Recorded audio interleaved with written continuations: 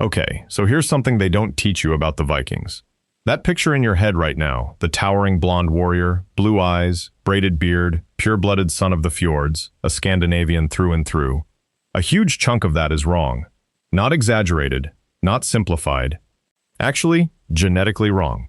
And we don't have to argue about it because in 2020, a team of scientists did the thing that ends every argument. They dug up 442 skeletons from across the Viking world, from Scandinavia to Greenland to the British Isles to the edge of Asia, and they read their DNA. It was published in Nature. It's one of the biggest ancient DNA studies ever done, and it took the postcard image of the Viking and quietly set it on fire. Because it turns out that some of the people we buried as Vikings, honored as Vikings, sent into the afterlife with sword and shield as Vikings, were not, by ancestry, Norse at all. Let me explain what that actually means, because it's stranger and better than the myth. Here's the thing about DNA. It doesn't care what you call yourself. It doesn't care what you were buried with, or which gods you swore by, or whether the saga writers called you a great Northman. It just records who your ancestors actually were. And when the Viking dead finally had their DNA read, a lot of them turned out to have a very different story in their bones than the one carved on their memory. So let's get into it. First, the big idea you have to swallow before anything else makes sense. Viking was not a race. It was not even really an ethnicity. It was a job. It was a lifestyle. To go Viking was to go raiding, trading, exploring. It was something you did, not something you were born as. Think about how we use words like pirate or cowboy. A pirate isn't a genetic category. It's a person doing pirate things. And the Viking Age, roughly the late 700s to the mid-1000s AD, was a swirling, connected, violent, mobile world where the label Viking attached to the activity, and the activity pulled in all sorts of people. Once you really internalize that Viking was a role, not a bloodline, the genetic surprises stop being contradictions and start being exactly what you'd expect. So here's surprise number one, and it's a good one. When the scientists looked at the DNA of Scandinavia during and just before the Viking Age, they did not find some pure, isolated, unchanging northern stock. They found that gene flow had been pouring into Scandinavia from the outside. Ancestry from southern Europe, from the direction of the Iberian Peninsula, the world of what's now Spain and that region. Ancestry from the east, connected to populations reaching toward Asia. Ancestry from the British Isles flowing back the other way. The Vikings, far from being a sealed-off, pure-blooded people, were already a mixture. Scandinavia was plugged into the rest of the world, and the rest of the world had been quietly moving in for generations before the first longship ever raided a monastery. The pure Nordic Viking was, genetically, already a blend of Europe and beyond. And that leads straight into surprise number two, which is the one that really makes people stop. Remember that postcard blonde? The study actually looked at the genetics of hair and eye color across these Viking Age individuals, and there was more dark hair among them than the stereotype would ever allow. Plenty of Vikings were not blonde, plenty were dark-haired. The uniform golden-haired Norseman of the movies is a modern casting choice, not a genetic reality. The real Viking world was as varied in appearance as it was in ancestry. But we haven't even gotten to the part that genuinely stunned the researchers. Ready? Some of the people buried in full Viking style, proper Viking graves, with the weapons, the grave goods, all the honors of a Norse warrior, carried no significant Scandinavian ancestry at all. In the Orkney Islands off Scotland, for example, individuals were laid to rest with complete Viking burial rites who were, genetically, of local British ancestry. Scottish, Pictish roots, not Scandinavian migrants. Read that again. These were people who lived as Vikings, were part of Viking society, were honored in death as Vikings, and whose actual DNA said local, not Norse. They weren't Scandinavians who sailed in. They were locals who became Vikings. The identity was so much about culture and community and what you did that you could be a full member of the Viking world without carrying a drop of fjord ancestry. That is the single most important thing the whole study proved.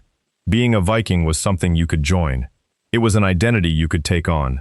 The Viking world absorbed people, assimilated them, adopted them, made them its own, and then buried them as its own, regardless of where their grandparents came from. Which means the neat little box we've kept the Vikings in this whole time, the pure Scandinavian warrior race box, was never real. The reality was a fluid, mixing, adopting, absorbing world, much more like a movement than a bloodline. If this is scratching an itch you didn't know you had, the difference between who people said they were and who their DNA says they were, then do the thing and subscribe. Not for the algorithm. Because almost every pure ancient warrior people you've ever heard of falls apart in exactly this way once you read the bones, and there's a lot more of it here. You'll want to be around for the next one. Now here's where it gets even cooler, because the study didn't just blow up the myth, it drew a real map. When the scientists looked at the DNA of Vikings from different parts of Scandinavia, they found genuine regional structure. The Vikings weren't one undifferentiated blob. There were meaningful genetic differences between the populations of what became Denmark, Sweden, and Norway. And, this is the beautiful part, those differences line up with where each group actually went in the world. The Danish Vikings pushed largely toward England. The Swedish Vikings, the ones from the east of Scandinavia, turned toward the Baltic and down the great river routes into the east, toward what's now Russia and Ukraine, and onward toward Asia.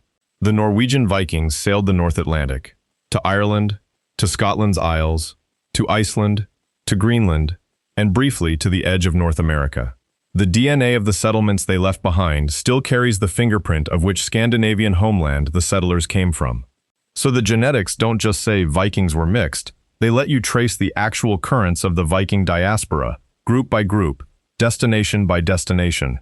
It's like the raids and voyages left a genetic paper trail across the whole northern hemisphere. And it ran in both directions, which is the part people forget. Vikings didn't only pour their DNA outward into the lands they settled. Iceland, for instance, was founded by a blend of Norse and British-Irish ancestry, because the settlers brought people from the British Isles with them, and you can still read that dual origin in Icelanders today. But ancestry also flowed back into Scandinavia, as Vikings returned home with wives, captives, companions, and children from all over the known world. The homeland itself was being reshaped by its own voyages. The Viking Age wasn't a one-way export of Scandinavians. It was a vast, churning, two-way exchange that mixed the North into the world and the world into the North. So let's be honest about what actually died in that pile of 442 genomes, because it wasn't the Vikings, it was the fantasy of them. The fantasy of a racially pure master race of blonde northern supermen. A fantasy that certain very ugly modern movements have loved to wrap themselves in. That fantasy is the specific thing the DNA destroyed. The real Vikings were more interesting than the fantasy in every way. A diverse, cosmopolitan, endlessly mixing network of peoples. Some dark-haired, some of foreign ancestry. Some local recruits adopted into a Norse identity, ranging from the coasts of North America to the rivers of Central Asia, carrying genes in every direction. They were a mixing engine, not a pure lineage, and anyone who wants the Vikings to be a symbol of racial purity is, quite literally, arguing against the DNA of the actual Vikings, who were about as unpure as a people can get, and were, apparently, completely fine with that, since they kept adopting outsiders and burying them as their own. Now, none of this means there were no Scandinavians, obviously. Of course there were.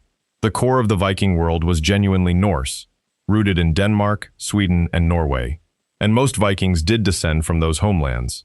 The point isn't that the Vikings weren't Scandinavian.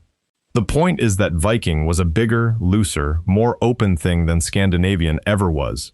A cultural world that had a Norse heart, but constantly took in, mixed with, and absorbed everyone it touched. The bloodline had a center. The identity had open doors.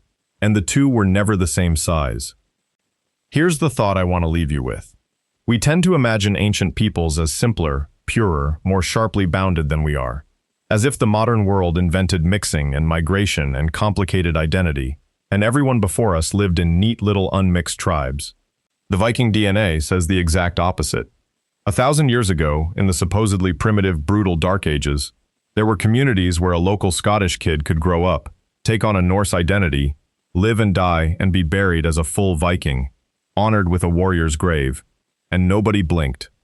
The past was more mixed, more mobile, and more open than the myth ever let it be. We didn't invent complicated identity. We inherited it, all the way from the people in the longships. That's the thing about DNA. It doesn't care about the postcard, the costume, or the saga. It just tells you who was really in the boat.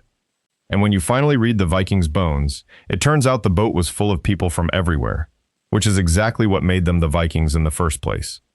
Thank you for watching. See you in the next one. Thanks for staying until the very end. Goodbye for now.